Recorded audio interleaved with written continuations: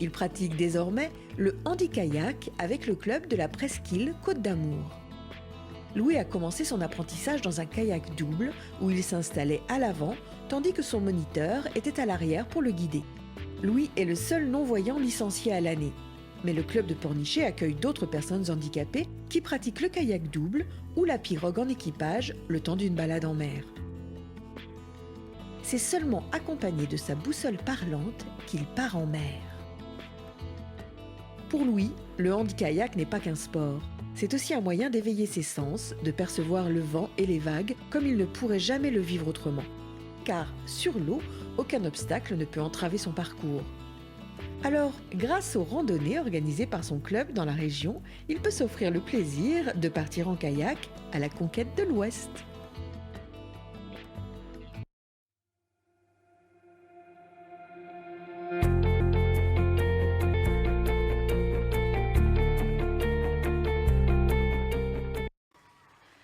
Ce n'est plus l'exception. Rien qu'en Loire-Atlantique, plusieurs centaines de clubs sont aujourd'hui labellisés pour accueillir tout type de handicap. Exemple à Pornichet où le club de kayak compte notamment 2 non-voyants. Parmi ses licenciés, le reportage de Boris Vioche et Antoine Repère. Ouais, je suis prêt. Allez, on y va. Ça n'est peut-être pas visible, mais Stéphane a perdu la vue il y a longtemps. Aujourd'hui, il s'apprête à randonner en kayak au large de Pornichet, en compagnie des membres de son club.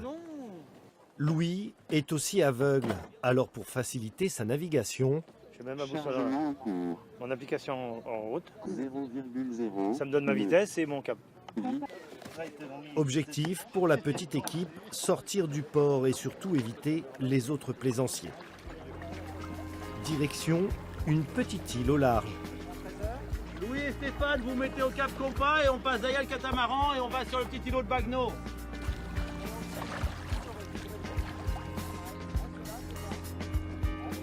Tu entends beaucoup de choses quand tu es sur l'eau, à part les vagues? Si, le vent aussi.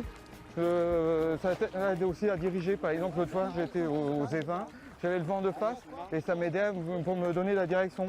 On me disait qu'il faut que le vent soit de face. Et dès que je me mettais vraiment le vent qui soufflait bien dans les 2 oreilles, eh ben, au moins je savais que j'allais dans le bon sens, quoi. Il y a certains kayakistes dans le club qui ne veulent pas sortir l'hiver. Et Louis souvent est là. Et on fait les sorties, on va dans les îles, il y a la vague, il y a de la mer, il y a du vent.